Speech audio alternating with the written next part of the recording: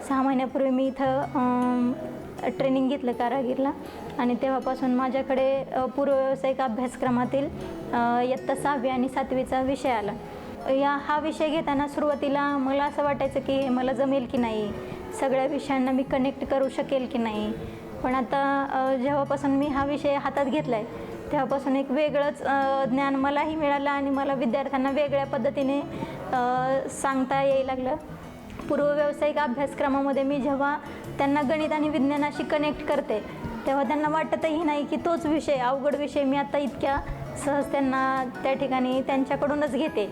पण कृतीयुक्त सहभाग जेव्हा मी घेते पूर्व व्यावसायिक अभ्यासक्रमामध्ये तेव्हा जी मुलं कोपऱ्यात बसतात किंवा लपून बसतात अशी ही मुलं या कृतीमध्ये सहभागी होतात आणि जी मुलं वर्गात हुशार आहेत ती तरी त्या कृतीमध्ये अतिशय आनंदाने भाग घेतात आणि आणखी वेगळं काही करण्याचा प्रयत्न करतात. अभ्यासक्रमामध्ये बऱ्याचशा गोष्टी कृतीयुक्त आहेत.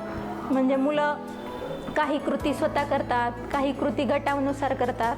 मग गटामध्ये जेव्हा बसतात मुलं तेव्हा इतकं छान त्यांचं बॉन्डिंग असतं की एकमेकांना मदत करणे. एखाद्या कृतीमध्ये एखादं स्किल एखाद्या विद्यार्थ्याला असतं तर तो काय करतो, त्या स्किलचा वापर करून कृतीमध्ये आणखी जीव देण्याचा प्रयत्न करतो, आणखी कृतीला जिवंत करण्याचा. मग बाकीचे मुलं काय करतात, त्यावेळेस ऑब्झर्वेशन करतात त्याचं, किंवा काही गोष्टी ते स्वतः करतात. समजा आता फूल बनवायचे, आता पूर्वी आपण फूल बनवायचो, साधं बनवायचो, पण जर तेच फूल आपल्याला जर आणखी त्याला 3D इमेज द्यायची असेल फुलाला तर ते कसं बनवता येईल हे जर एखाद्या मुलाला माहीत असेल तर दुसरा मुलगा ते स्किल कॅप्चर करतो आणि तो पण घरी जाऊन किंवा तिथंच कृती करताना थांब मला पण येते का बघतो. म्हणजे त्यालाही ते स्किल जमतं. गणित विज्ञानच नाही तर त्याचबरोबर आपण मराठी, हिंदी, इतिहास, भूगोल, GK म्हणजे जनरल नॉलेजसुद्धा त्या कृती करता करता किंवा कृती शिकता शिकता आपण तेही विषय लिंक करू शकतो किंवा ते शिकू शकतो. त्याच्याबरोबर त्यांना हे कळतं की बाबा इथं स्पर्धा करून नाही जमत, कारण ॲक्टिव्हिटी काही एकट्याने नाही केली, गटाने केली. मग तो एक गटाचा बॉन्डिंग किंवा गटाचं जे बंधुभाव आहे ते त्या ठिकाणी त्यांना जपता येतं. तर अशा अनेक विषयांचं आपण म्हटलं तर त्या ठिकाणी लिंक करू शकतो. म्हणजे जे विषय पाठ्यपुस्तकात आहेत ते सगळे विषय आणि जे विषय पाठ्यपुस्तकात नाहीत असे बाहेरचे विषयसुद्धा आपण त्या कृतीला कनेक्ट करू शकतो.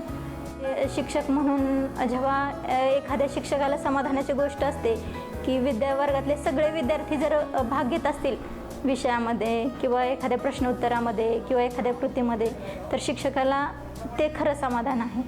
जर विद्यार्थी 2-3च विद्यार्थी भाग घेत आहेत, बाकीचे विद्यार्थी लपत आहेत किंवा पुढे येत नाहीत किंवा त्यांच्या वह्या कोऱ्या दिसत आहेत तर त्यावेळेस शिक्षकाला आतून कुठंतरी त्या ठिकाणी दुःख वाटतं की मी माझ्या विद्यार्थ्यापर्यंत पोचू शकलो नाही किंवा मला जे ज्ञान द्यायचं ते त्याच्यापर्यंत पोचलं नाही.